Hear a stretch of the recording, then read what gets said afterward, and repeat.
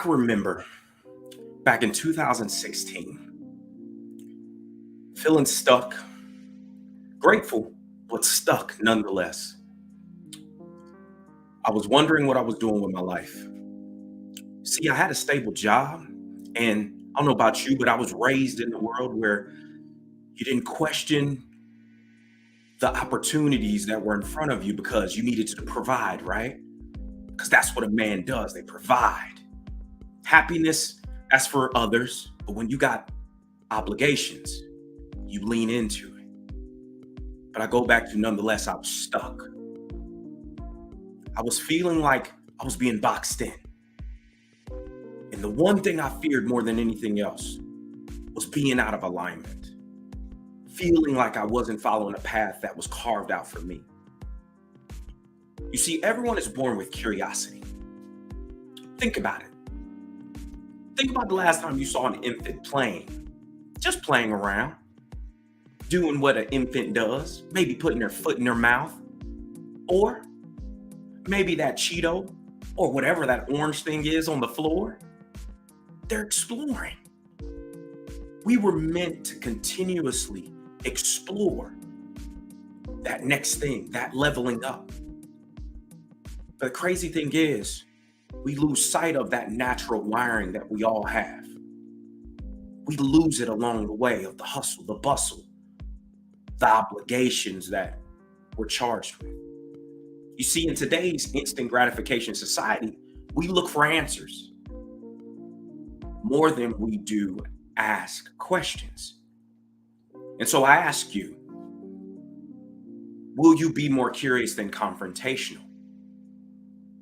Okay, you don't want to take my word for it that curiosity is necessary. Well, maybe Hal Gregerson, who wrote the book,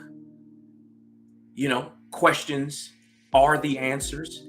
He said that the average 6 to 18-year-old asks one question per hour when they're in class per month. I'll repeat that. On average, between the ages of 6 to 18, they ask one question per hour of class per month.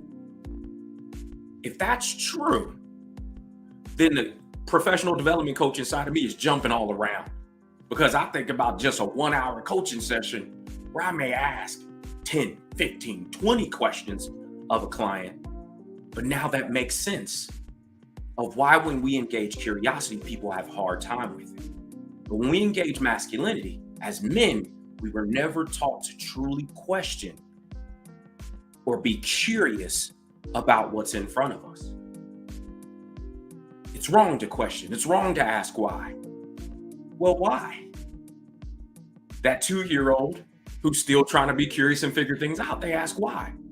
We need information. And so, to help us feel comfortable with being more curious than confrontational, here are 3 ways I'm going to give you. Number 1, to combat our egos, be willing to be wrong. Cultivate a sense of being open to new opportunities and new realities. Debunk those old rules that said, just when you're feeling stuck or you're feeling out of place, you can't question that reality because you're paying the bills. You're keeping a roof over your head. Number 2, ask relentlessly. Go back to that 2-year-old person in you. Don't just settle for this is the way we've always done it. This is your lot in life. This is all you have to look forward to.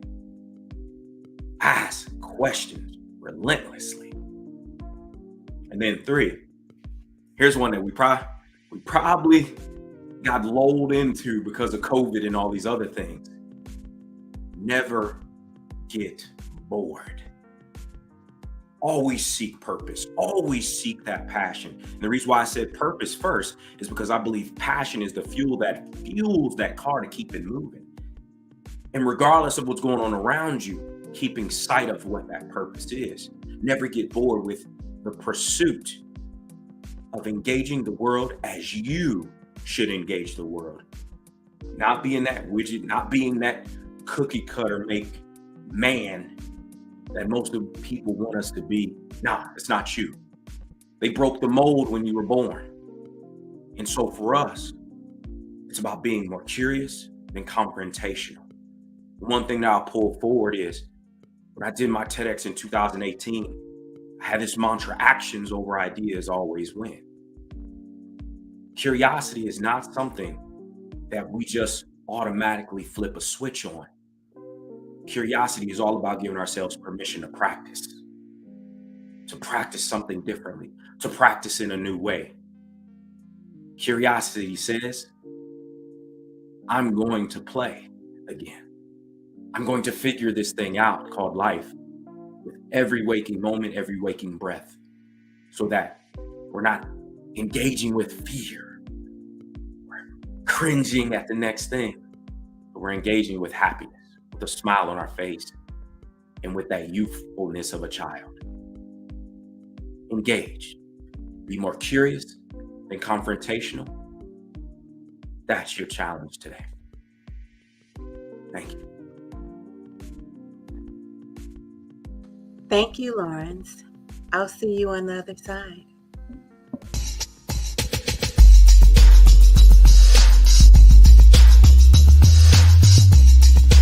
You're winning.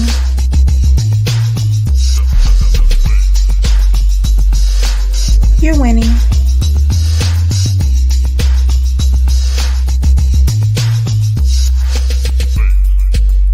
You're winning.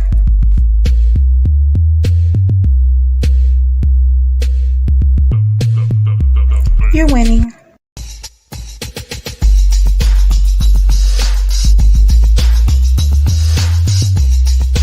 You're winning.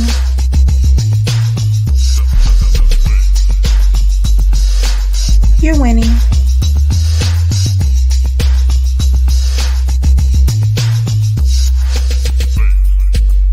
You're winning.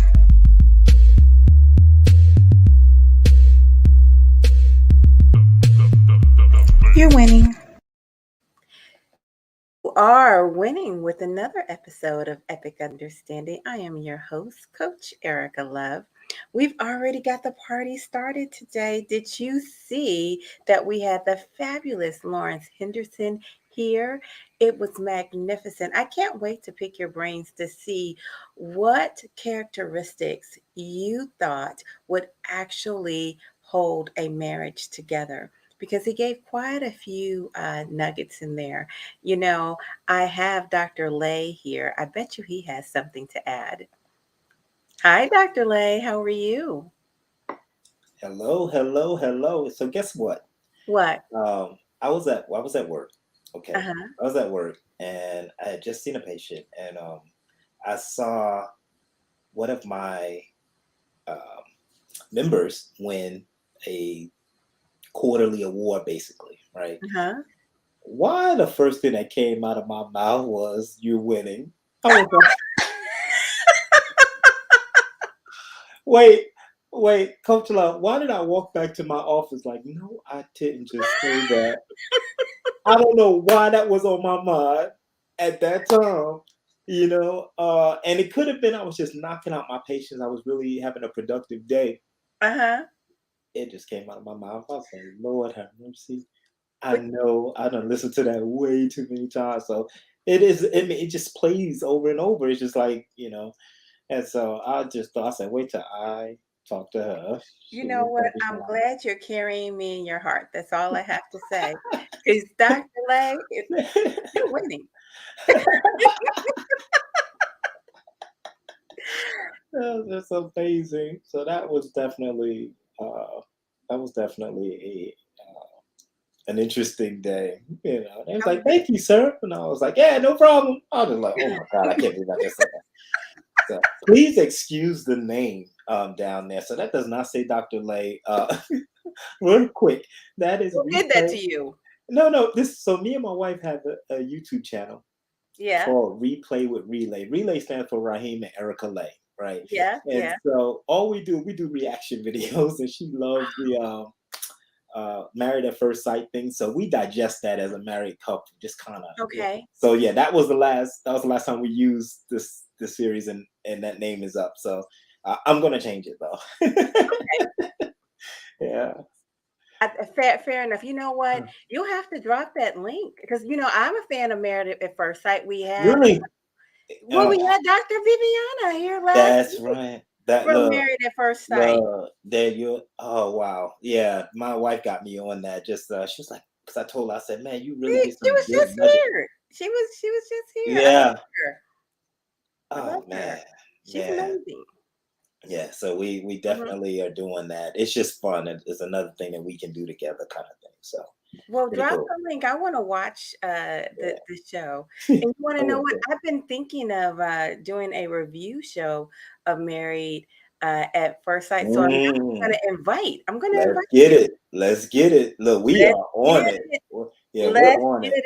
it. Well, you know what? We're headed the right direction Mm, because tonight's show is about divorce. And maybe if we mm. can, get the marriage part right, we might not have so much divorce. Definitely. That is one thing that I take a lot of pride in understanding too. When I talk to young men, I mean, I'm in the military, right? So, I mean, there are a lot of guys who are wanting to get married. They're thinking about it, and they're thinking about marrying their high school sweetheart or whatever, because they know Oh they're not wow. going to be active duty, and they want something familiar, and they love them, Yeah. And the one thing I always stress is the understanding of institutions and what that means, you know. And I see marriage in that. I see the military in that, and that these different institutions are not of the norm. It is Okay. definitely a sacrifice and a commitment and a lifestyle. Every Mhm. institution is a lifestyle. If you really look at it, whether it's the institution of religion, institution of marriage, institution of military, school, all of it is a lifestyle. And so it's a certain commitment you got to be willing to put that effort in. And we stress that a lot. And, just to young airmen, because we do have a turnover rate that's pretty high, when it comes to divorce. Wow. Yeah, pretty high. Like actually ridiculously high. So Wow. But yeah. now, did you hear any attributes that Lawrence talked about? Yeah, I was going in and out. And so I didn't get to hear the whole thing. I'm gonna have to replay this whole video from the beginning. I had to go put my daughter down, but nonetheless. Got it. Well, fortunately, I mean, I'm very fortunate in the fact that I still have him here. Mhm. Um, hey, Lawrence, how you doing? What is going What's on? going on, Lawrence? What's up, sir? And I heard Yeah. you had an airman over here. You got the army over here.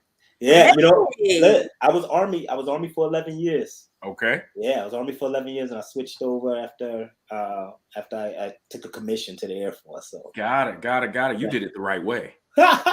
everybody says that. Everybody says that, but I love Why the is Army that? I'm too. curious. What's up with that?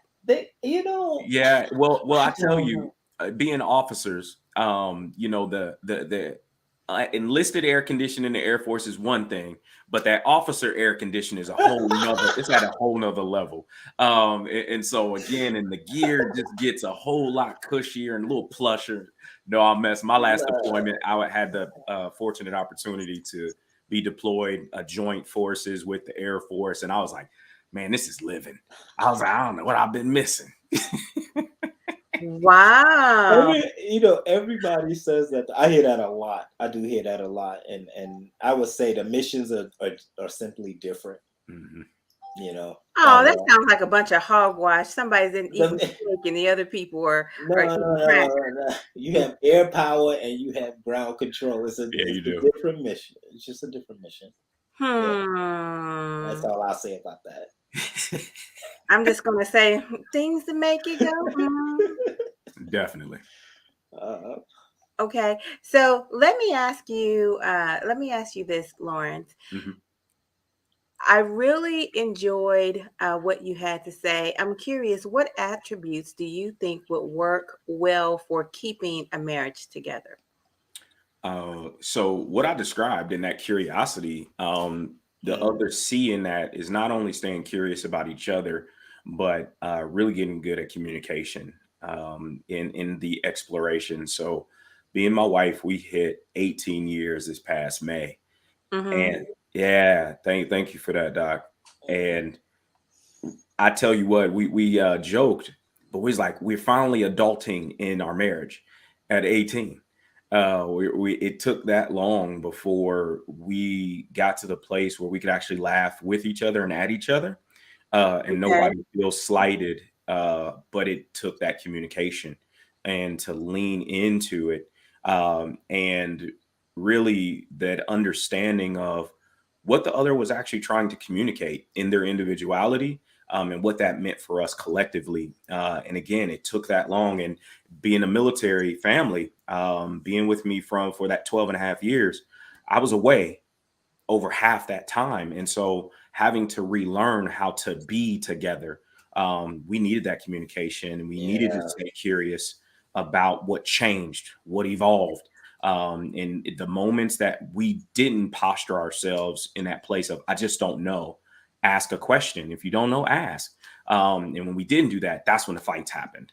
Yeah. So I think really, so that curiosity thing is not just something I want to pontificate about. No, it's like, that curious, not confrontational, is because a lot of conflict happened in the home, and then that had its ripple effects when I engaged outside the home. You know, Lawrence, I see it takes a lot of confidence to Hmm. ask questions. Hmm. And as a therapist, what I notice is a lot of people, when I say lack confidence, is because they don't actually want to hear the truth. You know, like it may be an answer they may already know, but they don't want to hear that. They want to kind of go with their own, you know what I mean? Hmm. Or they think they're right on something. And then, like you said, that blow up happens. And it's like, Hmm. man, that actually could have been avoided last month. All you had to do was ask, all you had to do was communicate. It's so, it's really interesting how that one simple thing like communication tends to get overlooked, you know, especially when you're in a relationship, when the ability, or at least the goal, is to relate, Yeah. so very interesting. Hmm. Yeah. And I'm even thinking about it from the standpoint of, the time I've done as an emotional wellness coach, and Mm. you're familiar with this, Doc, and Coach Love, you are as well, that the catastrophizing that could happen in Oh my relationships, goodness. Yep. Yep. and understanding that a lot of it is sparked. There is kind of that urge, there is that unction, your body is talking to you already.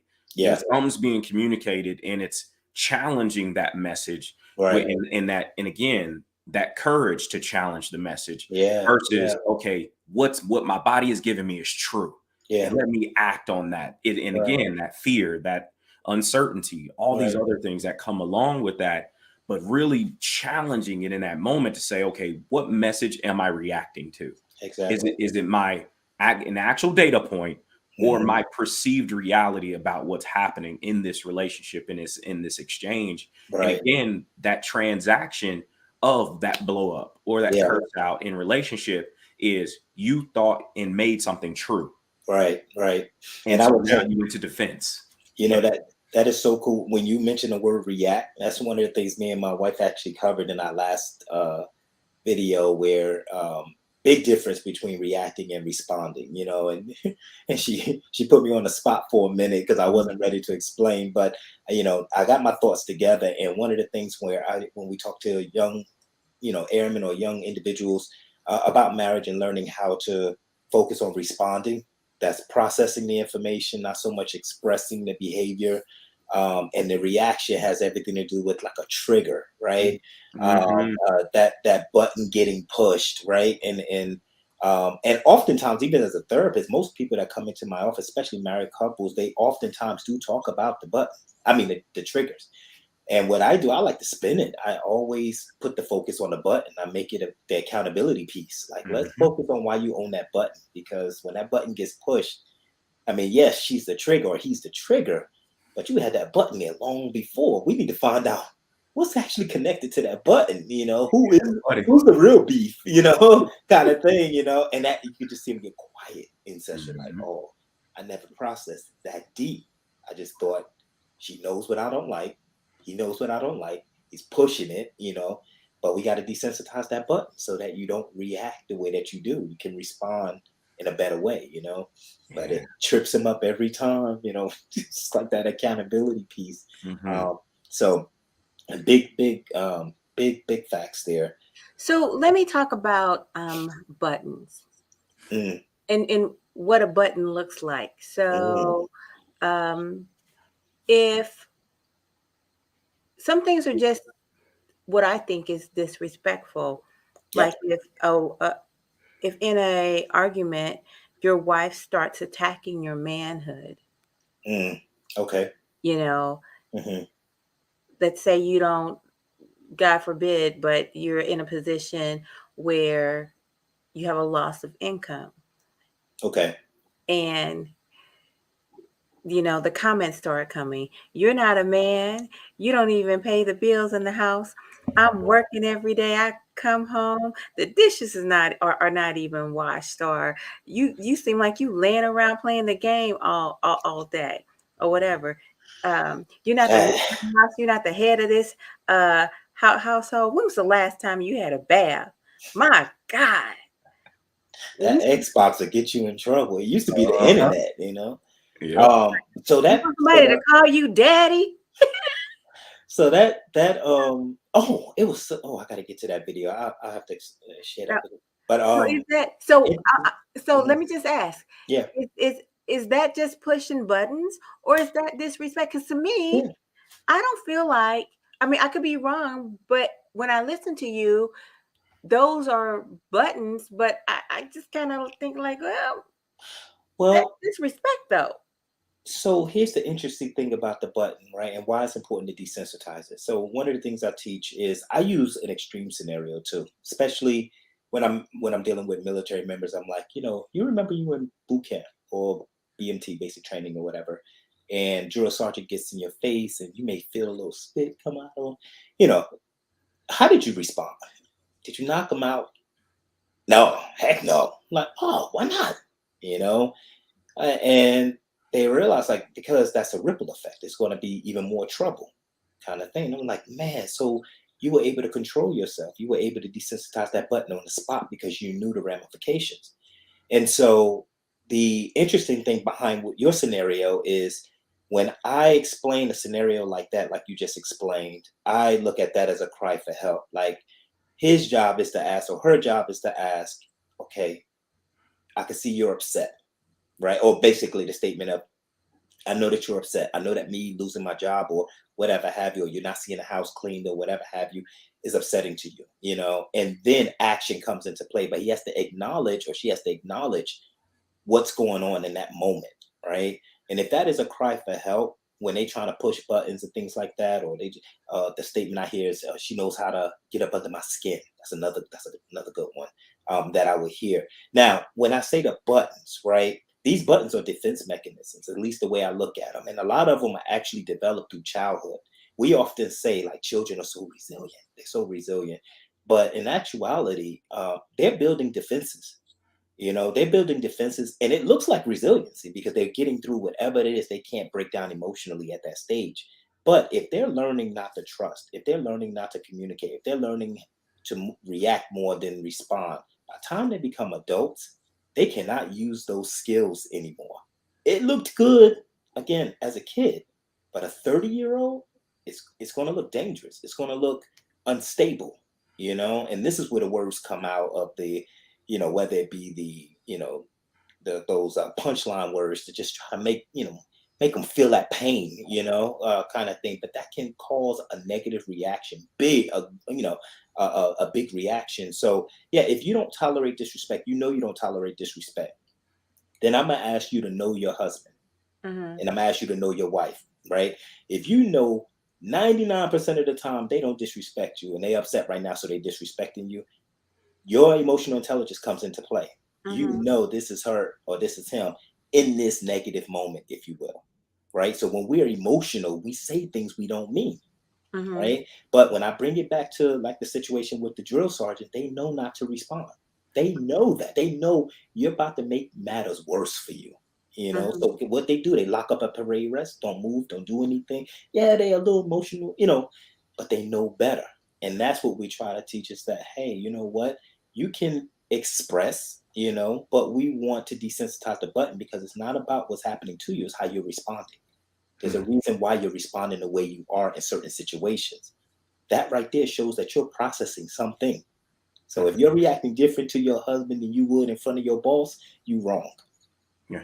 There's where that accountability comes in at. You know? And I think you just hit something there, right? Because again, if we go back to the responsibilities, like, well, that's my job and I don't live with them. Yeah. And like, again, you should know what lines you can and cannot cross, and you did that on purpose. Well, it's the same thing. We don't, in our homes, a lot of times relationally, we don't extend that time to learn. The button has evolved, and what also has evolved is your sensitivity. And again, understanding that over time and through osmosis, we thought you kept up. And if you think about, and again, you talk about military members, and even just depending on the job and the role, thinking about 6.5 years, I was away from my wife. Sheesh. And not knowing of that first 12.5 years, not knowing that emotionally, there were some switches that she turned off because it was just like we weren't together. And now when we did our first marriage maintenance appointment with our counselor, and we got to learning about each other and learning that, oh, I never flipped the switch back on because emotionally I thought I was still having to guard myself. And so that I wouldn't get hurt or harmed by anything. And where me, I'm wide open. I'm like, well, I'm here now. Open back up, flip the switch back on. And I was super like open for it, but it was like things were sensitive, things would get tense really quick. And what you just alluded to, Doc, is figuring out and understanding that sometimes we just don't have the words to frame the feeling, the emotion of what disrespect is, what I'm feeling and I'm categorizing as disrespect, but it was hurt. I'm hurt by you because I felt like you should know that was my thing. I'm hurt because I feel like you flicked my ego on purpose. Where they like, I'm just trying to navigate through the day. And again, I love the book, Men Are Like Waffles, Women Are Like Spaghetti. And when you understand, like, what box is a man in, and as the woman, are you in one of your noodle moments? And like, he's like, hey, I'm watching sports and I can't navigate as fast as you. And I think the kind of the gift that we all got through the craziness of COVID is that we all had noodle moments. We learned how to become noodles together because there was no delineation of roles in the house. Like everybody, we just locked in together. And so we got to figure this thing out because there is no work escape. I can't ride in my car for 45 minutes to figure out, okay, all right, my spouse hat is sitting over in the seat. My work hat is over there. And then, okay, which one am I putting on based on where I'm going? But we had all our hats. And I think for us, it really forced us in some cases to communicate, and in other cases it caused people to go more recluse and not even practice or even try. And I think for marriage to survive, everybody has to wake up every day to say, okay, I'm going to give ourselves permission to practice this, being around each other in this different space. And I think those buttons a lot of times also is because the buttons were hidden. Oh yeah, we protect it. I mean, we don't want. We don't want that. That's supposed to protect us. It's saying if you push this button, you're going to get a certain response from me, and then that will warn off that threat or that pain or whatever that may be. But to your point too, Coach, when you state that hey, that's just disrespect. I don't tolerate disrespect. Right? You have to look at exactly where, for you, what does disrespect look like? Right. And once they figure that out and they're pushing that button, they're literally trying to, my wife does this thing. I swear, anytime my wife, this is a telltale, anytime my wife says to me, don't get upset. And then it tells me, the fact that she knew I would get upset, the fact that she knew, I know this is going to piss him off, and she still does it, I laugh. And this is my response to it. I laugh because yes, I make it a cute thing, but then then the frustration will come out later. But my initial response though, I laugh it off. I'm like, you always do that because I gotta get myself together, as far as But I would say that disrespect thing that is important to you, even if the question you have to ask yourself, Coach, is why does it warrant that type of response? It's connected to something. And that's the biggest piece, because that means disrespect from anybody. That means you're going to respond that way to anybody, or do you? You Mhm. know, is it different when somebody else do it? Because if your husband see it, he's like, man, you didn't respond to her or him like that, kind of thing. And you got these justifications now. Well, that's my boss. That's our paycheck. That's how we eat. That kind of thing. No go. That means the real truth is fear. You know what I mean? It's just you done leveled your fear off, as far as I can get to this level with them. It's literally like a kid. That's why I say these developmental buttons we have, they literally are seeing who they can get away most with. Hmm. So if I can get away from with my husband with smacking him, knowing I will never smack my boss or whatever have you, that's literally what kids do. My little 4-year-old be splitting. she know who to go to get certain things, and we stand a united front, but nonetheless, it's kind of that same response, and so either way, the outcome is going to be the same. There's going to be this level of disrespect. That means lack of trust. Lack of trust means lack of intimacy. That means I'm not putting forth the effort, behavioral changes, and now we're going down this pattern, so we want to try to avoid that. Interesting. Well, you guys do have a strong point of view on this. I think a person has to decide whether or not they're going to be reactive in any Okay. given situation. But what I want us to focus on, we're dealing with people who are at their wits' end. Fortunately, you guys are in healthy marriages, so you are looking at a healthy response. However, when you're at a point where you're getting divorced, it's not quite the same. You're not Yeah. going to get it's you've probably had it up to here. Yeah. Yeah. It was a study that literally showed however long you were married, when you get divorced, you were breaking up half those years. So if you get divorced at 20, you were really breaking up at 10, and studies have showed us when they date back to when they started having problems, it was like this halfway mark, if you will. And you're absolutely right. And one of the statements, the questions, at least the statements I like to use is, we're in committed relationships. One thing I love that Lawrence said to his wife when he came home, and it's like, they're going into their marriage maintenance sessions and things like that. The statement was, we have to figure this out. Like, there was no out. Why didn't they say, look, we can easily split up, or we can just divorce, or whatever have you? It was almost like when you're in a commitment, when you're committed, the out is not that it's not an option, because we all know it's an option, but the commitment piece is what you value, right? So then you just become creative, and this is where we come into play, like Lawrence and myself, where we get to be creative with people and their ideas and their imagination on what you can do. You know what I mean? And that literally works a lot. I actually know when I make poor choices in my marriage, but I have a quick response. And I hope my wife don't watch this one. I have a really quick response to it, because when I make a poor choice, not a mistake is making a decision you have no idea what the outcome is. The poor choice, you actually knew this can go right or left. It's up to you, whatever happens. But nonetheless, when I make a poor choice, I literally follow up with 5 active behaviors. And I'm talking about, I'll go fill up a car. I'll go. If I know it's one of those that she's like, you're just trying to take my mood down, I immediately, and I'm talking about, it's within the first 5 minutes of that, like, all right, what?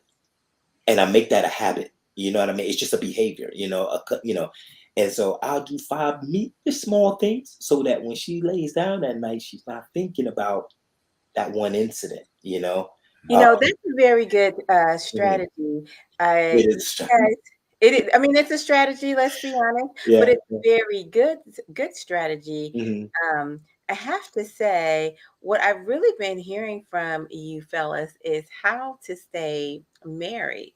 Mhm. That's what I've been hearing, and I think this is some good stuff. I'd actually, Oh, no, you didn't. yes, I did. Okay. Hello, sir. How are you doing this Okay. evening? Imam, Yes, how are you? Oh, I'm so pleased that you are able to join us this evening. I am privileged and honored to be with such distinguished persons as yourself And I'm here, and I won't say bye-bye for now, but I would say hi for now. Yes, To be with your hello for now. wonderful and blessed people. Yes, yes, yes. And just to share a bit with our audience, um, Imam Alfred Muhammad is literally walking history. He Yes. is a living and real Forrest Gump. He has sat at the feet of Fannie Lou Hamer, been tutored by uh, Dr. Martin Luther King Jr. Um, No, senior. I yeah, met. you know what? That was in my mind. Senior, forgive me. I know better. Uh, uh, Senior fought for the freedom of the man who was accused and jailed for uh, killing Malcolm X and a host of many other things. I mean, I don't know many people who can just, say, "Hey, what's up, Jesse?" And they really talking about Jesse Jackson, or they can, give a deep personal history of so many accounts that we just read about in the book. So just welcome, and I'm so honored to. Thank you. And I must also add, I must tell you, not bragging, but blessed. Another lady I sat at the feet of, and I was in a crowded room, was the great Gwendolyn Brooks. And I've had dinner on many occasions with Toni Morrison before when she was the Chloe, what her previous name, but I knew her for years. Yeah. So, I'm a blessed man. I'm blessed, but I'm also challenged. Whenever you're ready for me to say something, I will. I'm very happy to say. Well, I have these two smart fellas here, and they've been talking to me about how to deal with challenges in marriages. But I was trying to get them to help me understand about when the level of disrespect actually gets there. When a woman starts telling a man that he's not the man of the house, and he's not spending enough time, he's not making enough money, and calling him out his name and things of that nature. Is that really just a button? Because Dr. Lay says it's a button and it's attached to other things. But I'm wondering, is it outright disrespect? Because that's my thought. I kind of think it's outright disrespect. Now, I don't think that you have a right to react any kind of way. But I do think that we need to acknowledge that that's Yeah. disrespectful behavior. And coach, let me clarify too, the button piece is more so off the individual's response. Why is he responding that way? Disrespect coming at him, where she's talking down to him and all that kind of stuff. Yes, that's going to hurt him, right? However, his response though is connected to something. There's a reason why he responds that way versus this way. Is All what I'm right. talking about. Fair enough. Mhm. And I know Dr. Lay had some questions for you, Alfred, about Yes. divorce in the church as well as in Islam. Yes, so that question I had was when we get married, oftentimes it's in the church traditionally, and most individuals follow some doctrine of some sort, and God is there, God is present, right? Is What does it mean when God is not present in the divorce piece, though? When they don't include their spiritual walk in the decisions at the divorce, at the time of divorce. Because I noticed, I used to say this thing of marriage is about love, divorce is about things. They're just usually list off a bunch of things as to why they get in divorce, but God is never mentioned. But at the beginning, when they got married, it was there. And so I guess the question was, why isn't he at the divorce? Or is he? That's the question to me. Yes. Well, let me just share with you something that I had I'm a formal student I'm now a formal student of psychoanalysis, and really probably another thing this is not a button, but I decided to get trained. I've been a minister, as I said, over 60 years. And I had really many occasions. I'm not an expert on marriage either, let me just tell you that, because I've been divorced twice. So, but I would say that God is always present. Okay. What has happened is, I want to refer you all to two books, two important. First book is Negro Families in America by Franklin Frazier, called Mother in Bondage. So the mother, I mean, we can talk all the spiritual language we want, but we're human beings.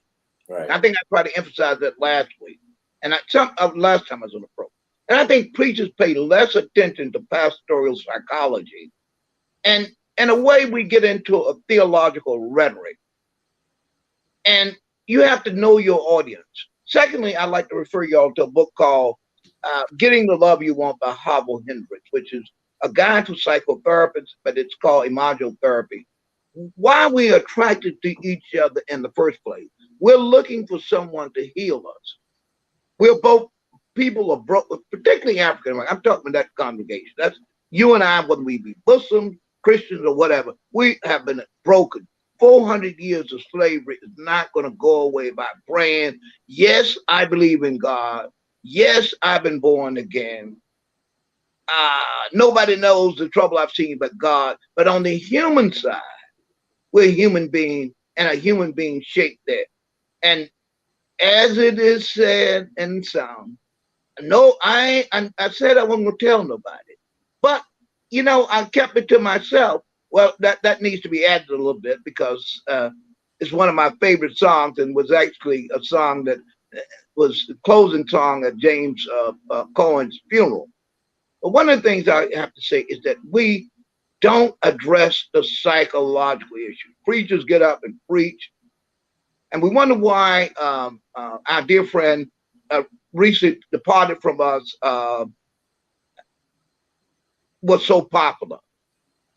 And the reason he was so popular, because he was hitting the nail on the head. And something we preachers don't do, we don't hit the nail on the head. We go around the head.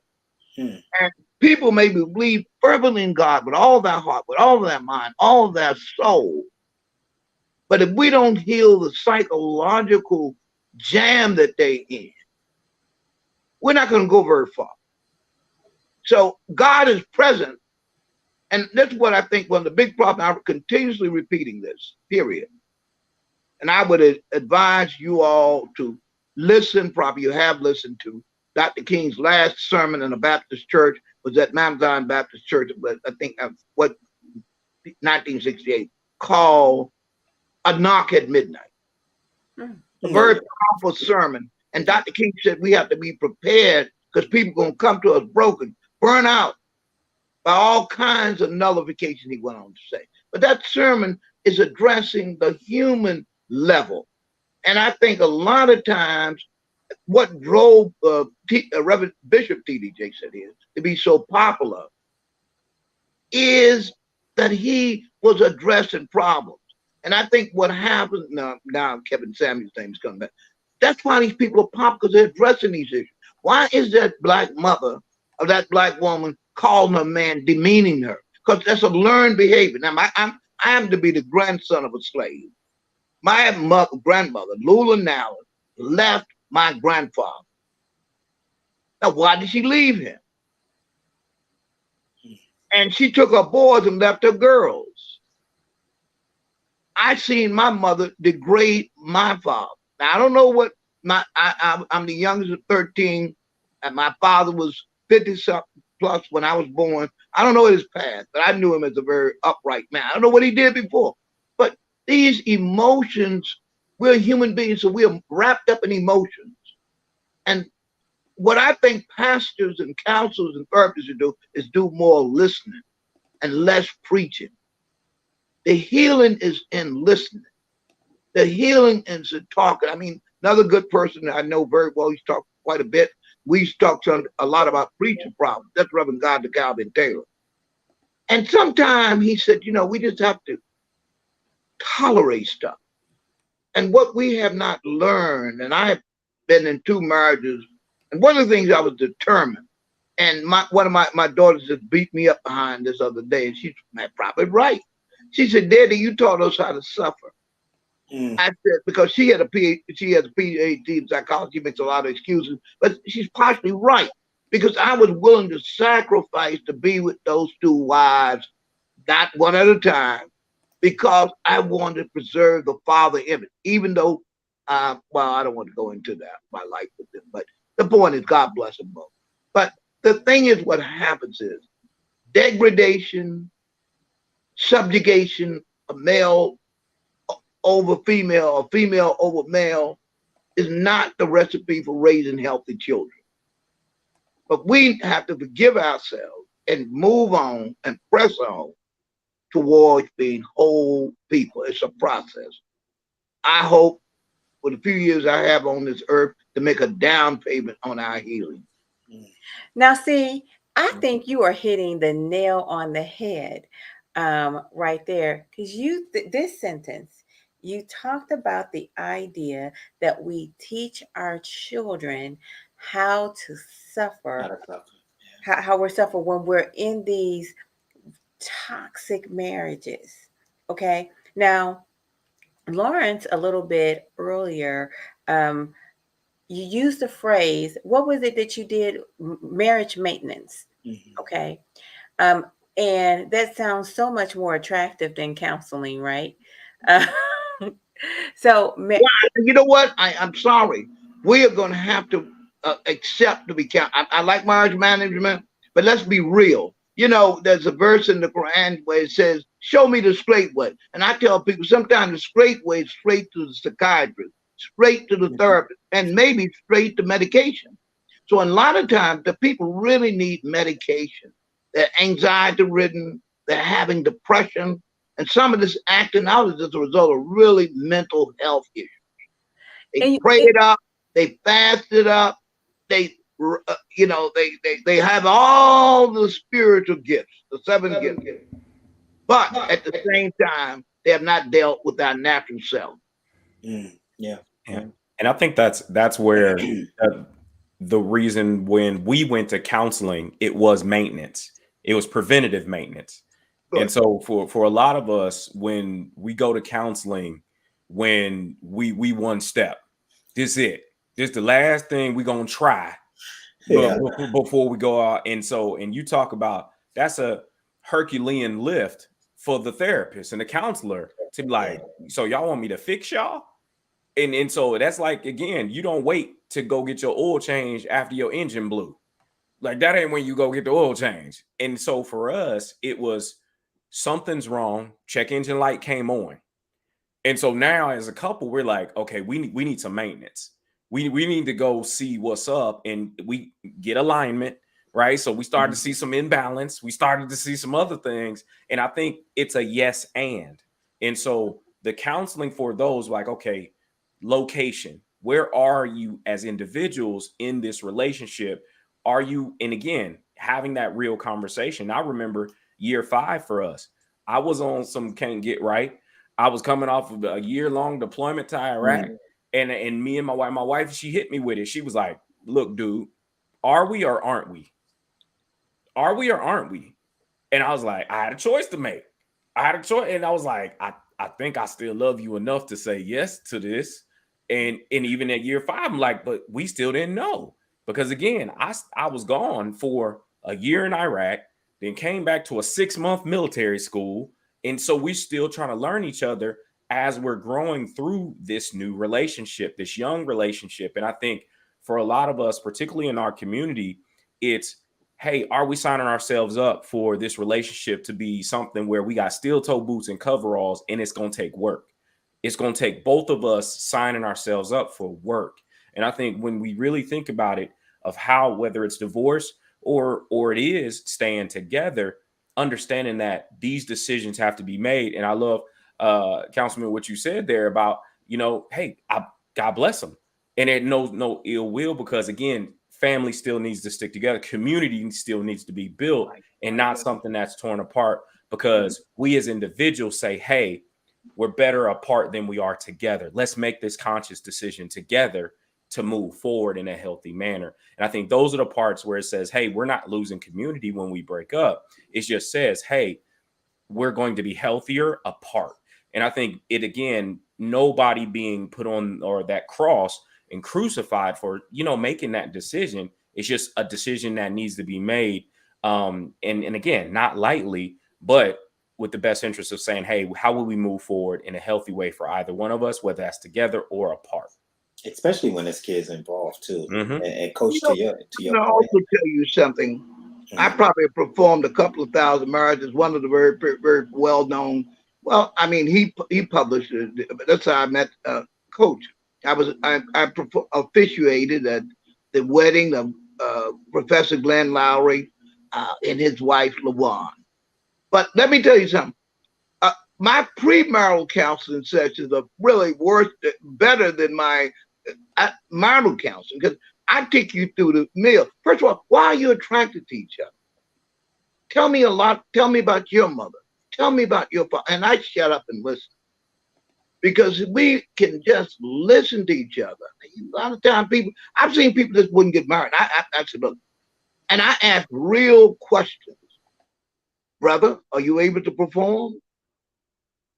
I mean, real question. I've seen people, look, 3 weeks in the marriage, they were celebrating before the marriage. The brother said he was working with something, he claimed that he wasn't. That was about 3 weeks ago. A lady told. So I said, okay, let's be real. That we're human beings. This is what you want, brother. Are you working with that? Later on, he lied and told her that he was working with something he wasn't working. I'm sure y'all understand what I'm talking about. And she wanted a divorce. I said, no, you don't want a divorce. You can want an annulment. He was lying from the beginning. And he told me in the presence of you. And I'm telling you, I perform. Sometimes I do marriages over by Zoom. Got a couple that were getting ready to get married. We went through 5 sessions. And then the big question came up. I said that when the honey's off the moon, what you gonna do with the moon? And so I ask real questions. I think a lot of spiritual people evade the humanity. And by evading our humanity, we end up in chaos. Real questions, real people. That's a good point. Some of you all probably know the African American theologian called Black Theology and Black Liberation. He said all theology has to be pastoral. So you're gonna have people coming to you. So I ask real questions. I'm telling you, I've seen marriages break up. And one of my first official, when I was an imam, did a lot as a pastor too. And this guy, well, I don't want, sometimes you have to be very careful about details. Anyway, this guy came to me the first week I was on the job of this particular congregation. I don't say whether the pastor church. And he told me he was burdened with something. And then, next week he want to get married. Next week was hell and the whole lot. So I got sued. Because that is really pastoral malpractice. If you don't ask questions, stop the romance. You got any money? Can you deal with the fact that he's broke? Are you willing to buy you a man or rent a man now? Brother, if you weak enough to put up with that, all these questions out there, those are not romantic questions, but they are going to happen. They said no romance without finance is a nuisance. And so, and Mom, you're getting down to the nitty gritty. Yeah. It's not pretty. The nitty gritty is not pretty. Yeah. Okay. Yeah. Because when you are at divorce, there's so many different types of infidelity going on. There is financial infidelity. There is certainly sexual infidelity. There's emotional infidelity. And there might very well be abuse. I doubt very seriously that most people want to get divorced. And so I want to kind of talk to the people who go out there and they try everything. You are trying to stay married, but then you get at your wit's end. And that question, that statement there, they try everything, and I hear that in my sessions. And one of the things I stop, couples in their tracks, and I clarify, like, do you mean you've tried everything you knew how to do? Which means, are you willing to learn something different? Because to Lauren's point, they do come to me. I always say they treat me like the dentist. Like, they come to me when it's too late. Mhm. They already are looking for a savior, right? But very interesting point. Yeah, when they're fed up and they've tried everything I that they know how, you know. What I see a lot of, and I don't know if you guys see a lot of this, but Mm. I see a lot of people who have, they tried everything they knew how. Then they got some books and they read some books um, to learn some more stuff. Then they took some classes on their own because they couldn't get their spouse to go to classes. They went to counseling on their own because they couldn't get their spouse to go to counseling. So at this point, this one person does a whole lot of growing, and then they're like, you know what? There's Yeah. nothing I can do. And that's so true. Sometimes it is one-sided, where the person has put in that work, and the other person is just not motivated to do that. So And that's happening. when I say all they can do, that is what I am speaking of. And I wanted to address this, Mom. The idea that in the church and in just a lot of religious sectors, there is a social penalty for being divorced. Can you speak to that for me, please? Well, I think there's less so now. I mean, it's most people realize that why stay with somebody and miserable. And again, like I say, I think the pastors, officiants should talk to people before they get married. That's the big problem. The big problem, some people should have never gotten together. You Mhm. don't know about the person. I know a brother told me one time, he said he was married to this lady, and he said, and 6 months he realized she was crazy. And he asked her, why didn't you tell me you had mental health issues? He said, I wasn't gonna put a gun to my head. In other words, she wanted him. He had everything she wanted. I think she drove him. Y'all know what I'm talking about. See, so I said to him, your objectivity went out of the window with the test drive because you were looking for the wrong thing. Well, maybe you were great in that department, but you didn't think about did she get angry? Did she sign when you showed up at the restaurant late? He said, yeah, I did. See? I said, then that should have told you should have proceeded. Well, nice knowing you. People have to be serious about interviewing people for marriage, more serious than you are about a job interview. Mm. And if That's we some took good. that seriously, we wouldn't hurt ourselves and others. First, that's ourselves and others. Because when you come into a marriage, you are not only bringing yourself, you're bringing another family together. The family's coming together. Mhm. And you're hurting other people. I mean, why stay with somebody and be abused? Why stay with somebody and abuse them? You know what? I wish that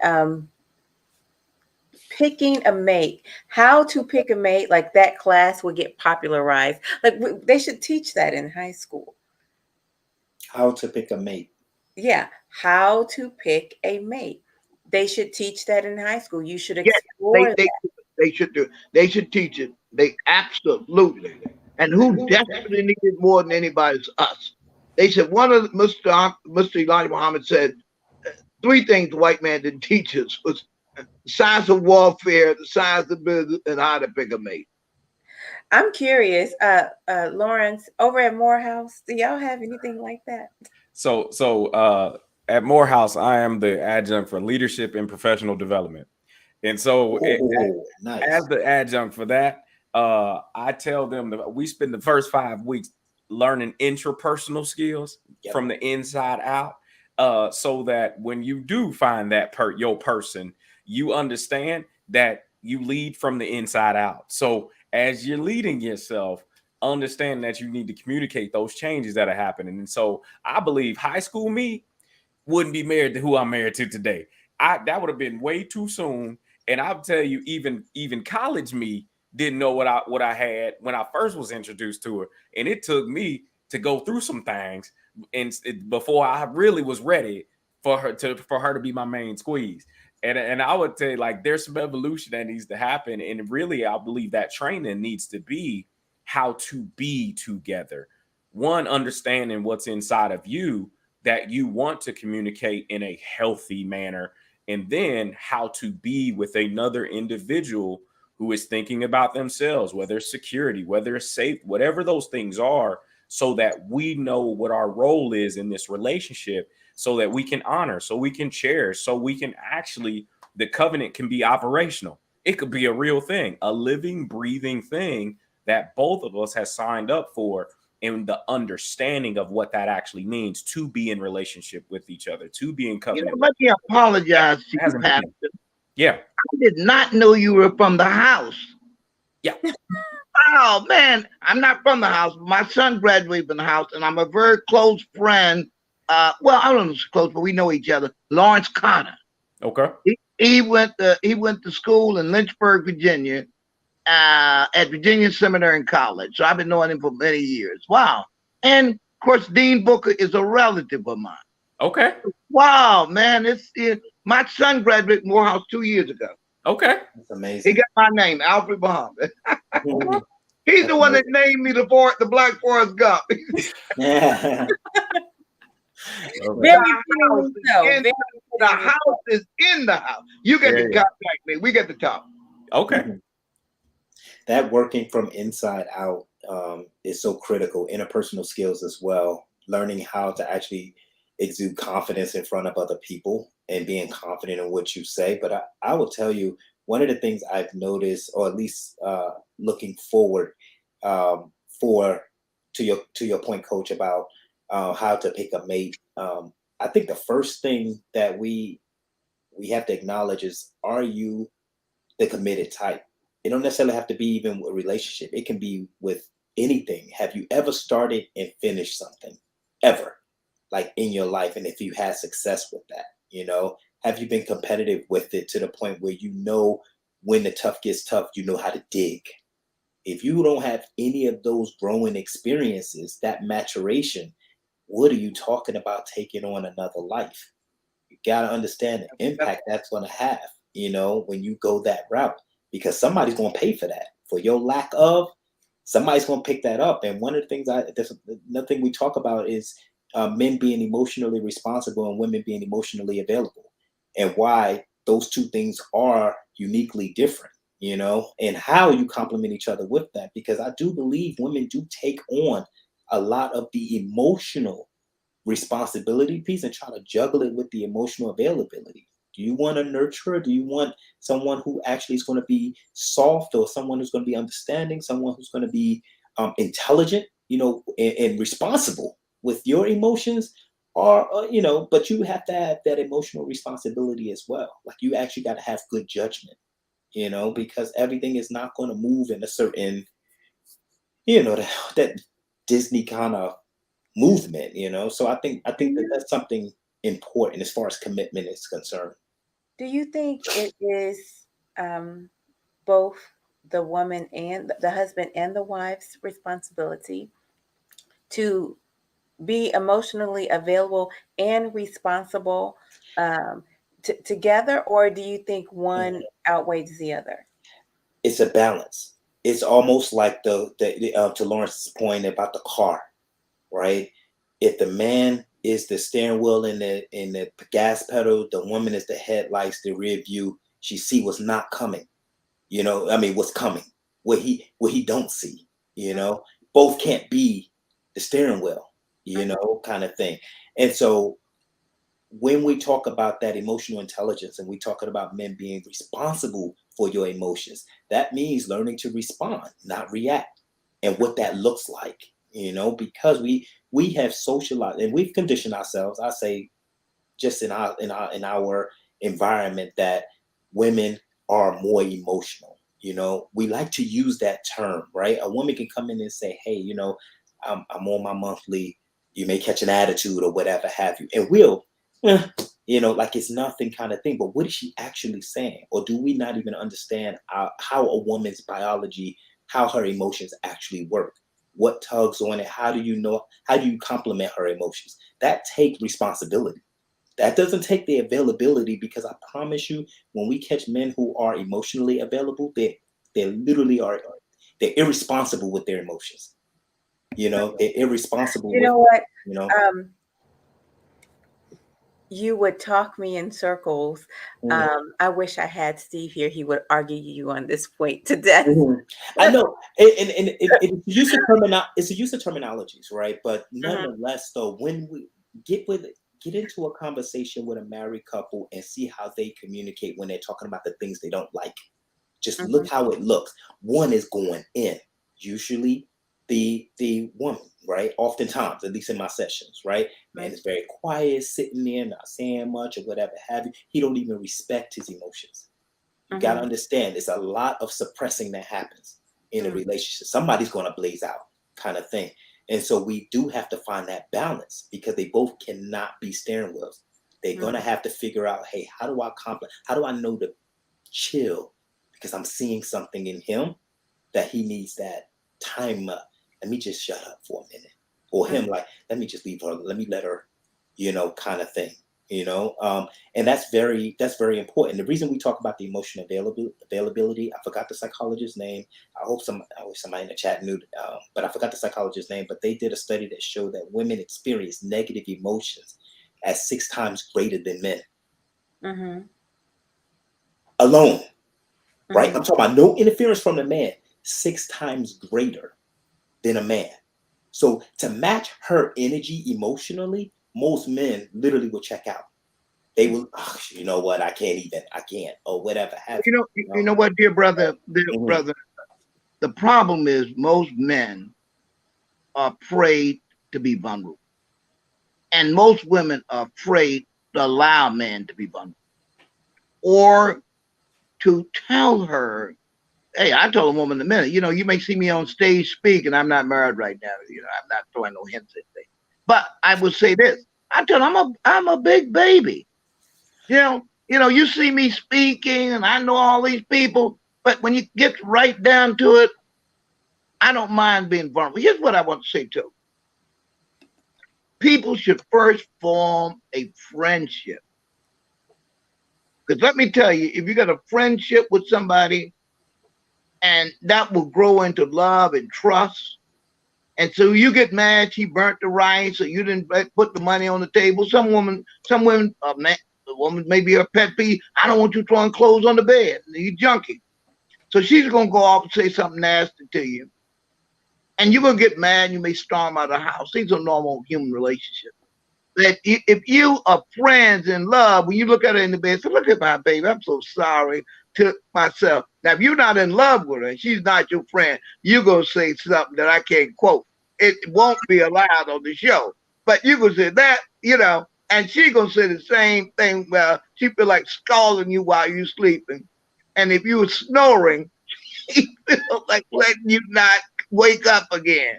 So friendship is vital. Yes, yeah, definitely. If you're not a friend, I would say I was married to one woman before, and you know, we remained friends because we started as friends. The problem was we didn't have any romance, and that had a lot to do with what else. This woman, just like I, had come from very traumatic experience. We failed to talk about pathology, people who have been molested.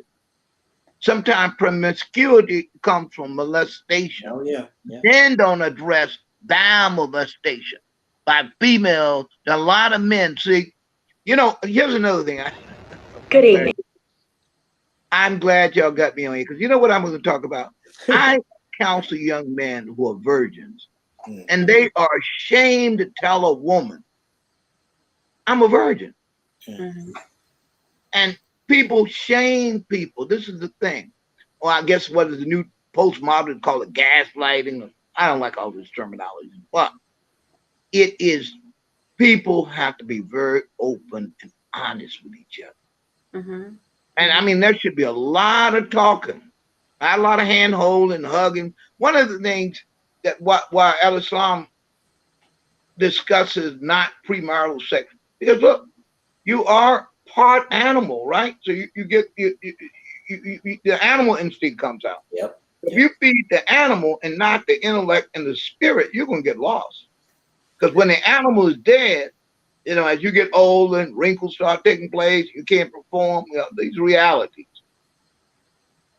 So, you know what happened again? What happened when the honey is no longer on the moon?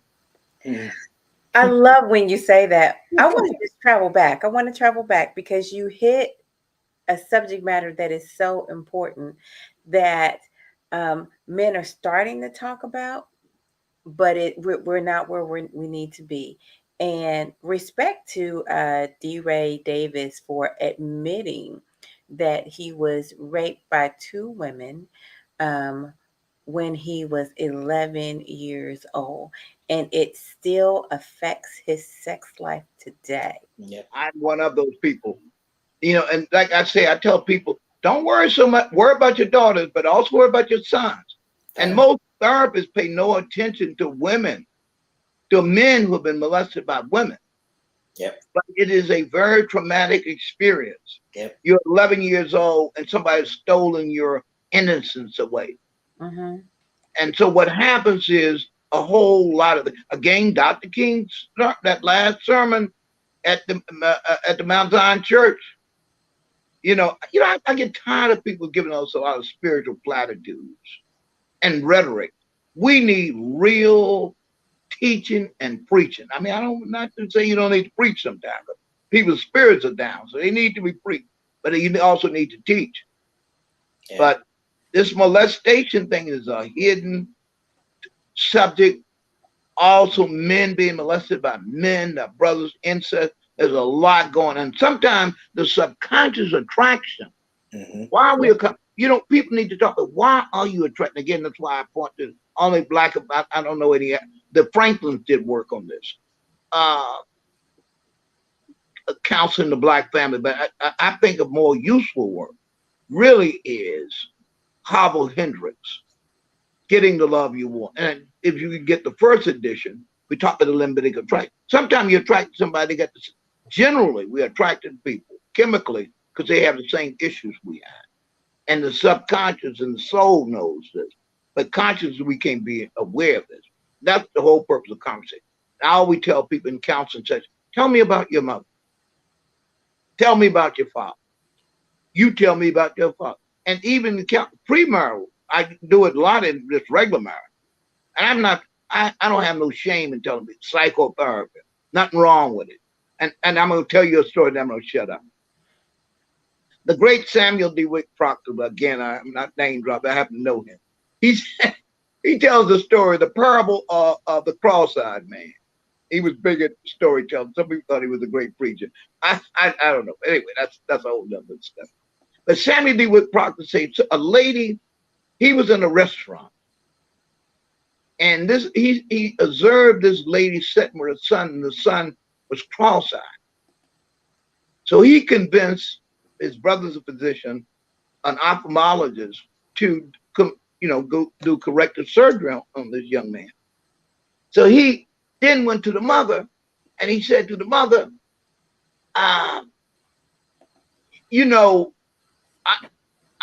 it disturbs me that your son has cross eyes. He said, well, if God wanted him to have straight eyes, he wouldn't have made him that way. He said, but God also made the ophthalmologist, created the ophthalmologist, and I would use the same reverse. Psychiatrists are created by God to help us. And there's sometimes people need medication. We don't talk about that either. You know, you can't pray your way out of this one. The prayer is answered by getting some professional help. If you come from molestation, you are going to have depression and anxiety issues. And you may have to be talking about permanent counseling. There's nothing wrong with that. We need, African-American men need therapy. You know, I mean, I used to watch Kevin Samuels as he swallowed those Red Bulls. Oh man. But he did a great work, but it used to disturb me because, I mean, and I'm not here to bash him, but I mean, but like I said, a lot of us do a lot of talking, but we don't do a lot of healing, and we don't have, and this is what I tell people, I can be a talker. Most people know I'm an introvert. I'm a Leo Cancer, so July 25th put me in its cups. But I always tell people sometime when I'm off the pulpit of speaking, I said, you know what? They said, you didn't say anything. I said, well, you know what? I have 2 eyes, 2 ears, and 1 mouth, and I've been outvoted. So I'm going to shut up and listen to you. And that's what we as preachers and counselors need to do a lot more of. It's just listen. The healing is in people's hearing, and the healing is in us listening. I mean, real listening, not waiting for somebody to say something else. That's not listening. That's waiting to exchange and talk and get my point out, or to show how smart we are to heal, or to show how insecure we are. We got to give somebody a bunch of facts, quote a bunch of books. Just listen. And as I said again, in marriages, husband and wife sometimes just have to shut up. Well, I want us to take a moment to listen to Dr. Anitra Shelton Quinn. She sent us a message. As we know, she is an expert when it comes to autism, and she sent us a message about autism and the process of divorcing. I would love to get you guys' feedback on the other side. My name is Dr. Anitra Shelton Quinn, and I want to talk to you today about talking with neurodiverse children about divorce. Listen, divorce for any child and any parent is a difficult topic. Let's be clear. And honestly, there's no easy way. But the truth is, it's a conversation that needs to happen from parents to child. So what do I mean by that? It's important that both parents, first of all, talk to the child together. Don't delay the process. One of the things, as we know with our kiddos with autism, it's so important to front load them, prepare them for things. So having the conversations, and you hear an S on there, so that means multiple conversations prior to the actual split or what have you taking place. This is important because it allows a child to prepare him or herself mentally, as well as in terms of just the arrangements and things that are going to be made. So all of that can be kind of laid out for the child so that they're comfortable with the process and they realize that their world is not coming to an end. Okay, that's going to be so important. A couple other things. You want to make sure that you acknowledge the child's feelings. And you don't have to give too much information explaining a whole bunch of stuff that they may not even understand or that's going to cause them to become more anxious. So you do want to, again, talk to your child, both parents, together. You want to have multiple conversations, and you want to hear that child's feelings. Let them tell you what they're thinking, what they're feeling. How does it make them feel? And if they don't say, you don't have to force them to tell you, but just let them know that they can talk about that, and it's a safe space. And, it's important to also, let them know that you understand what they're feeling and what they're going through, and that it's difficult for the whole family. But you'll get through it together, right? A lot of times these strong feelings can be very difficult for children, so you may see anger that's carried out in ways that are not appropriate. Anger is a normal emotion. We know that we all experience that, but just making sure that the child has an appropriate outlet to manage the anger or frustration he or she may be feeling. Also, you want to make sure that when you're having these conversations that you're using age-appropriate terms, so that you're not confusing the child, so that you're not making it more difficult to understand. Someone asked, well, how do you define a divorce? Divorce itself is the term itself can be difficult for kids. The most important thing that the kids need to know is that some things are going to change, right? Mommy and daddy living in the same house, It's going to change. And so what that will look like is whatever your situation will look like. And also the time that the child will be spending with each parent is also important. So making sure to kind of lay those things out, because when kids know what to expect, they tend to respond better. Okay. And they tend to be able to better navigate themselves emotionally when they know what to expect. And so it's not so much about explaining what the whole divorce in legal terms is, but just making sure that they know that things are going to change and what they're going to look like going forward. You also want to make sure to keep the conflict, if there's conflict involved. The kids don't need to be a part of conflicting conversations or conflicting situations about who's this and who's that. We want to make it a simple transition for them. And nothing about divorce is simple. Let's understand that. But let's make it as simple or as seamless as possible so that they understand and that it doesn't feel like their entire life is being wrecked. Okay? Because again, this conversation is about you being able to help your child be able to manage their emotions, manage what's going on, and still navigate through life as a kid. They're a kid. Want them to continue to be a kid and not to take that from them. So we want to make sure those conflicting things don't become a part of the child's kind of experience. It's going to be also important to have that continual structure and routine for your child. So whatever things are going to look like as they change, if you want to get some visuals to kind of help better define what the living situation will look like and when they can expect to go to dads and moms and what things are going to look like, you can do that. There are lots of places to get visuals from, and you can even create your own visuals. You can get pictures and create visuals of what each day is going to look like. So for example, if little Joey is going to dad's on Thursday, then you may have a weekly calendar where you have the pictures of where Joey is going, so you can front load him that day and continue to kind of help for the situation to become normalized and be peaceable for the entire family. I'm going to pause her right there because I want to start getting just a little bit of feedback from you guys. Yeah. And the reason why I say that is because what she's saying is so powerful. She's saying set the expectation, but I don't think that in so many divorces, they don't know. The parents don't know what to expect.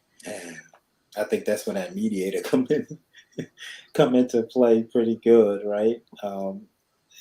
That's so interesting the way and I know she has that personal experience as well, not just the professional side, but she actually put this into action for herself, right? So, but well, and I just want to clarify, she's not divorced, but she is a parent of a autistic. Okay, that's what I meant. Okay. Child, Mm-hmm. and also she is very well versed when it comes to autism because that's that's her level, that's her area of expertise. She's so gracious to have sent her thoughts forward on this subject matter. She wanted to be here tonight with us, but she did send her thoughts forward, and so I'm grateful. Yeah. Lawrence, I'm curious. What are your thoughts? What do you have to say? I feel like you're holding the bag over there. No, so I'm always of the thought, again, when I'm thinking about the dynamics in context. And so it brought up for me when I was speaking for a parenting employee resource group, and we're, again, just hard topics, right? When you talk about race, you talk about divorce, you talk about hard things with kids, ensuring that, like she was alluding to, having that conversation in context, right? Not getting into the gory details of it. Because again, I can recall growing up as a child and thinking Nightmare on Elm Street was like, oh my God, it's Freddy Krueger. This is crazy. But now as an adult, like, yeah, we probably shouldn't have been watching that. And it's the same thing when it comes, or similar to when you think about the relationship. And again, it can be so, I mean, like a big thing. And recalling, people I'm close to when they're divorcing, understanding children need community as well.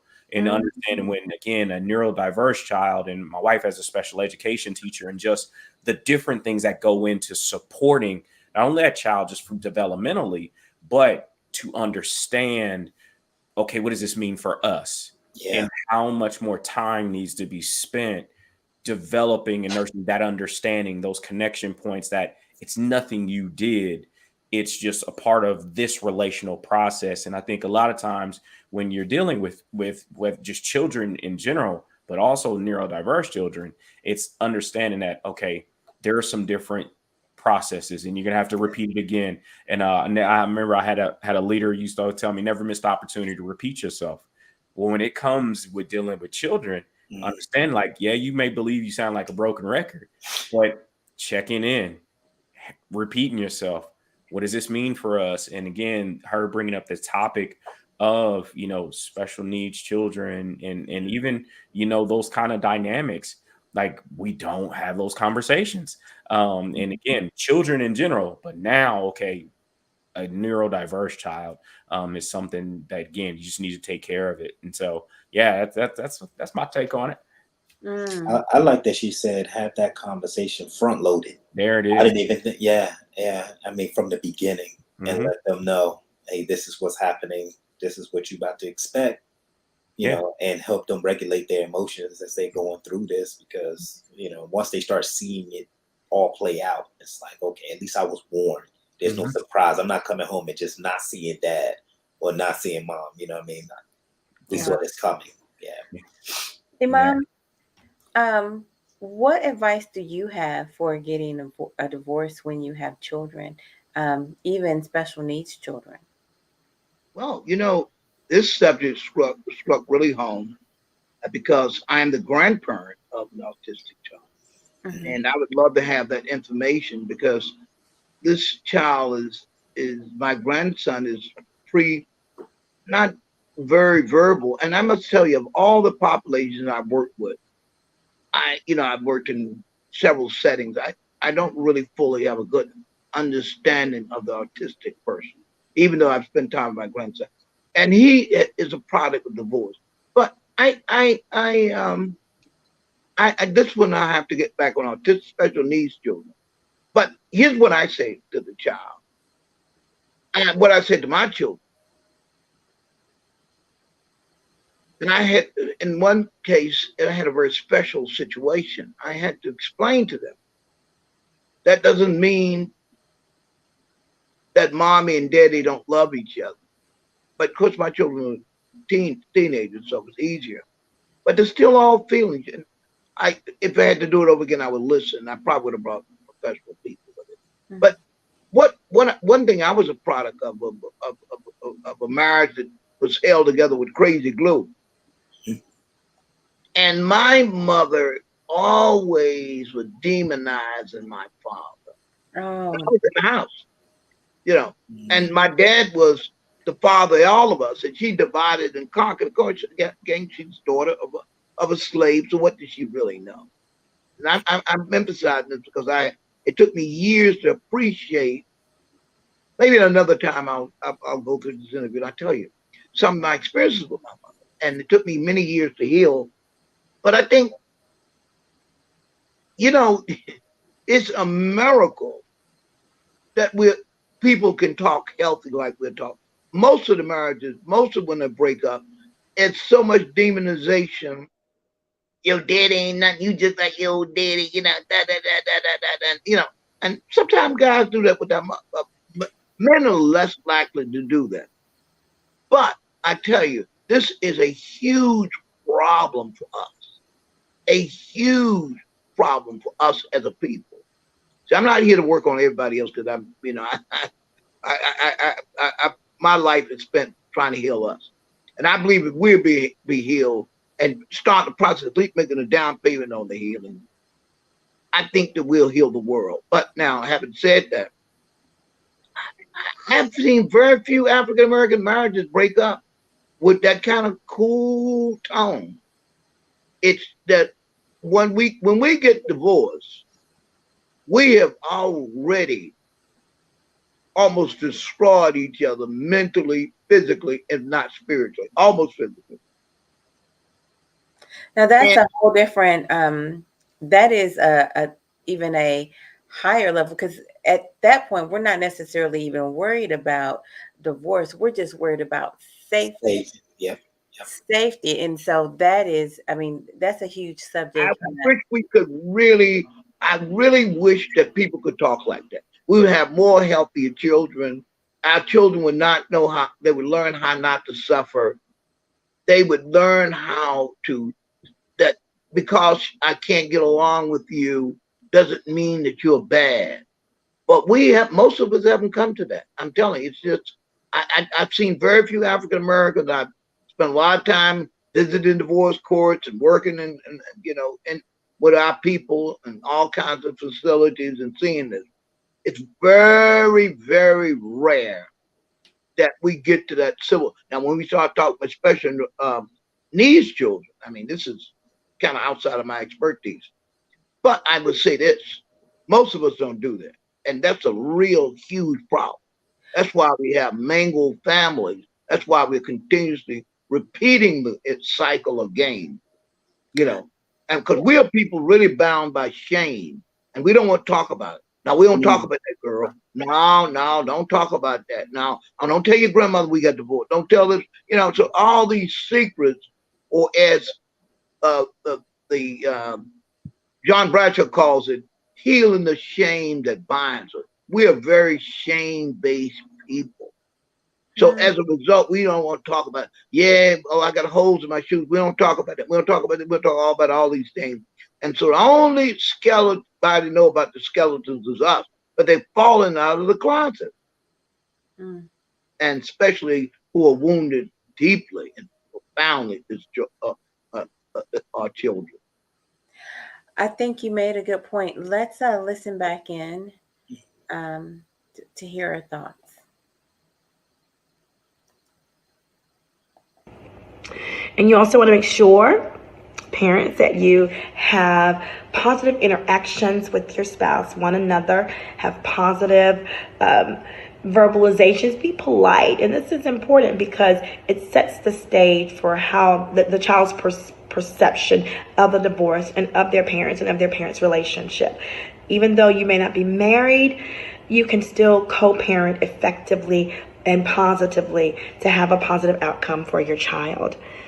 Well, I hope I have provided you with some insight and information. Oh, one last thing I will add. You may also want to, I always encourage parents to get the school counselor involved so that the campus knows what's going on, so they can help to support your child. Okay? Well, this is Dr. Anitra Shelton-Quinn, and I hope I have been a blessing to you to help provide some insight as it relates to neurodiverse children and providing them information on divorce. Have an amazing day. See all that pink and green she got going on. Yes, she is a That's soarer. awesome. Yes, she is a soarer.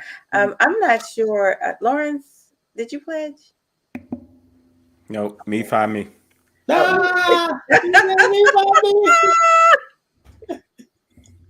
Ah, I heard that before.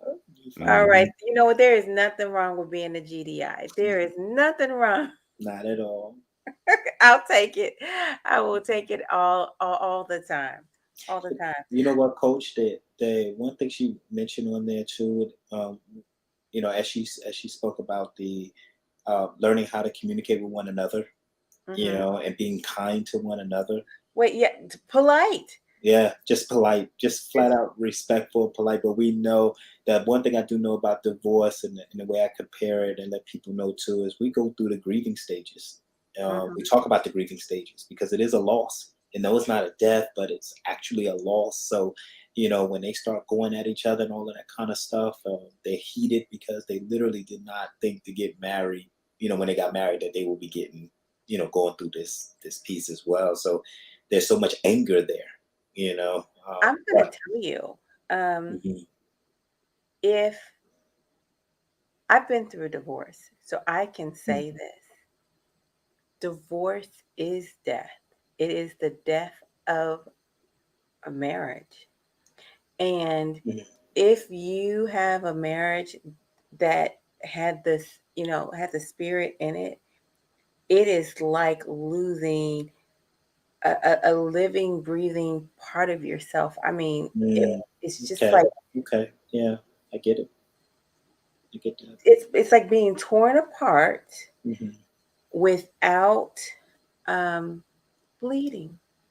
Mm-hmm. Yeah. You know, Yeah. um, I and mom, feel that.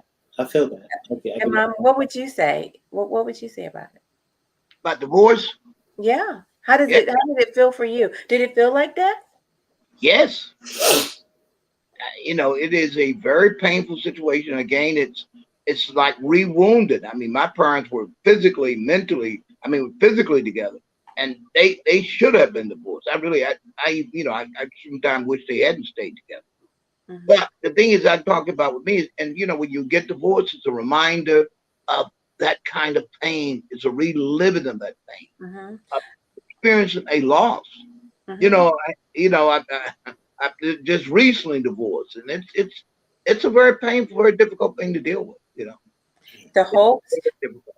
you have Very. to say goodbye to the hopes, the dreams, your future, um, everything. However it is that you pictured your life, Yeah. no longer going to be that way. Right. And so, I hear that so much. That part that you just mentioned, how everything you pictured, knowing that that's not going to happen. Well, at least with this individual kind of thing. Like, mhm. so yeah, it's I hear it's that a lot. it's pretty huge, and Yeah. that's really one of the reasons why I wanted to bring this to the forefront. Is because I think that people are very casual about divorce, but I think we need to be more intentional about discussing it in a productive way and helping Mhm. people understand what to expect. Um, Coach, what do you mean by casual? mm, I mean, understanding that it is an event that you don't just simply get over, or the Mm. people have divorce parties. Oh, I'm so happy. Oh yeah. I mean, I've seen that. right, and maybe it's like that for you, but I can certainly tell you it's not like that for the majority of Mm. people, because you got to untangle your finances. Imagine trying to untangle your finances, but you're so depressed that you can't hardly go to work. Yeah. What about can hardly get out of bed? But Yeah. people say those people who are having those divorce parties, they're just lying to themselves and lying to others. They're not fooling me, because I'm a Mm. human being just like they are. That those divorce parties and all the things is just to cover up pain. Mm. You get those people in a room by themselves, they could be honest enough, and you had a rapport enough with them, they would tell you they're torn. And 9 chances out of 10, they've come from homes that they experienced that it was should have been divorced. Hmm. I mean, this is another thing we talk about. Again, suffering peacefully. And that's what happens. A lot of us are into that. But no, those people tell you that they're happy and man, I look at them. You know what I tell them? You're a very blessed person. And then I just look. African Americans, I just looked at him. Mm. And I don't say you're lying, but I'm saying I know you're blessed because you're exceptional person. You're the first one I met like that, and I know that. And I tell them in a minute, I'm certainly not. I've been through two of them. They are very painful. Breaking up. Let me tell you how something. I just went through a divorce, and the thing I miss more about I mean, I feel better because I'm not in that situation, but I miss my cat. I lost custody of my cat. My children are grown.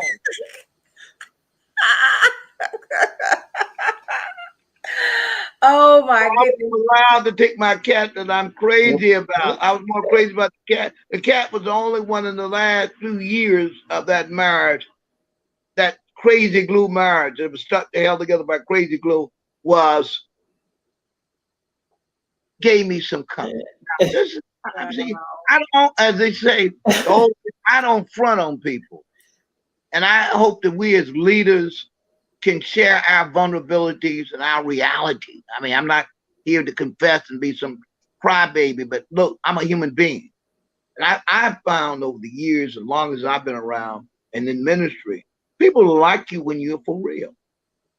They don't want you to lie to them and tell them a bunch of lies. Oh no, man! Oh child, child. No, I went on to Applebee's. And I got me a meal. I'm good. Yeah, okay, all right, Mr. Good. All right, Mr. Good. Good, Miss Good. I'm glad you're good, Mr. Good. I'm glad you're good. But I must know. And I said, well, I'm okay. I'm glad you like that. But I know, and that I know that that you are sad, you're crying, and you may have to get 5 cups of good strong coffee. I ain't talking about Dunkin' Donuts coffee, just to get out of bed, because it's hard to get out of bed. You go to bed, you're depressed. You wake up, it takes you weeks and time to get over it. Believe me. Even losing a job, any loss part of the human experience is extraordinarily painful. Yep. Wow. I agree. Yeah. I wholeheartedly agree. As we close up the evening, I'm looking for your advice and your last words. We could probably hash this this up a little bit more, and we will continue to go deeper, family. Unfortunately, March is also a peak month for divorce. August and March, for some reason, those are peak times. So if we need to, cover this subject again, we can get back to it. But I am just going to get some last words from our gentleman here, our wonderful guest. We are going to start with Lawrence, and we're going to end with Imam. So here we go, fellas. Hang tight.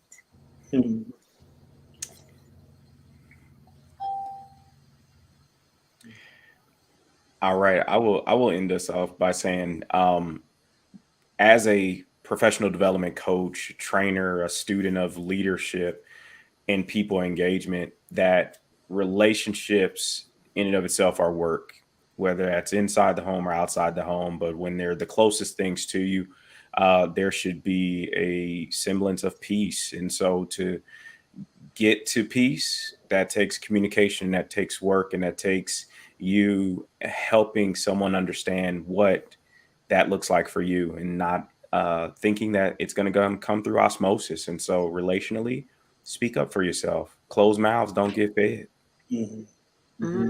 There we go. All right. Dr. Ray, did you notice that I changed your name to Dr. Winning? I saw that. It's like, why she got that? That's gonna stay in my head though. I'm dead serious. I cannot believe I did that. Oh my God. I cannot believe I did that. I thought that was fitting for today. You're winning. When I asked that question to Imam in reference to, where's God at the before and at the end, right? And a lot of it has to do with my furthering my understanding about spirituality and how it applies to people's lives. And one of the things I would say is, if you're facing a divorce, or you're doubting, or you are, as a therapist, don't treat me as a dentist. I don't treat the therapist as a dentist, right? Don't come when it's too late. Get in early.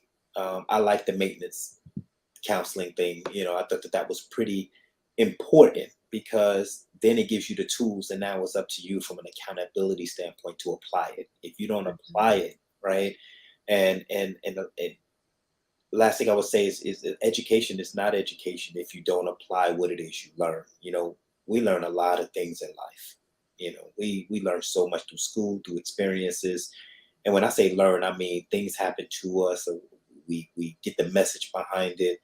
But also, if we don't apply what it is we learn, then we cannot say we're educated in that experience. We cannot say, because most people would say the best education is experience. If we're not applying it, we cannot say we're educated in that. And so if I think that is so important to establish communication, establish a level of respect for one another, Because if the divorce is about things, if a divorce is on the rise or something like that, and you know you're going through that, and it's a grieving, and you say, like Coach Love said, it's like death, right? It's a loss. Your mind is not the picture that you had.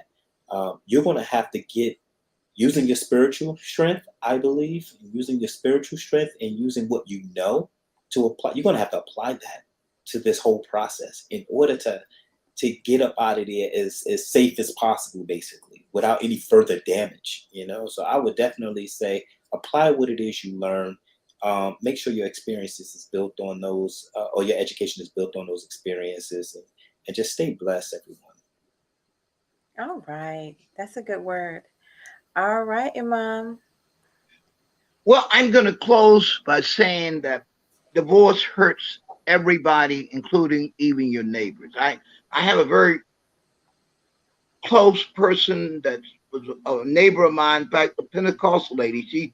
When I first moved on the block, she knew right away I was a reverend. Because I didn't have any clerical garment. I didn't think people knew. I didn't expect that I'd moved in this neighborhood. I really didn't think it. I didn't really want to. When you've been a preacher all your life, sometimes being a preacher is a burden. But anyway, I got a call from this lady recently. Her and her husband discovered it. They said, "Hey, Rev." And I said, "Oh, my God. How did you know I was a preacher?" To myself. Then as I walked up the street, I said, "How did you know I was a preacher?" So this lady is a member of a Pentecostal lady, but she often calls me to pray for her. Mm-hmm. And I'm going to close by telling us, let us love each other, heal each other. And if you all don't object, I'm going to close with a prayer. Almighty God, the creator of all that which is good, who is all over us, above us, and beyond us. Let us look to your eternal love and demonstrate love and the words of what Christ Jesus said, love ye one another as I have loved you. And let us, Lord, love each other, be merciful to each other, and be merciful to ourselves. Amen. Thank you. God bless you all. And I hope to see you real soon. Pray for me. And as I pray for you. Thank you, and God bless you.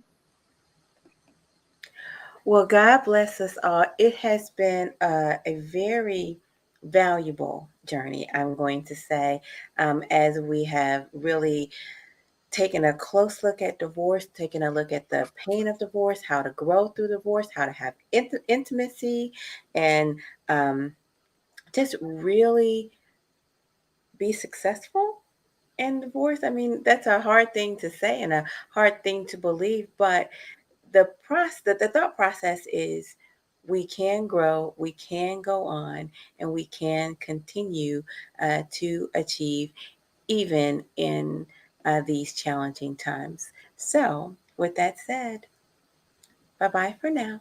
Bye-bye for now.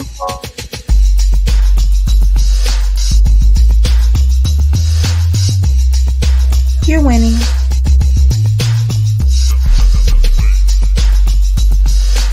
You're winning.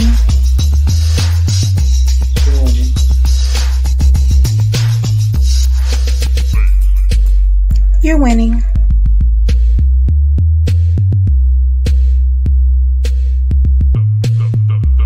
You're winning.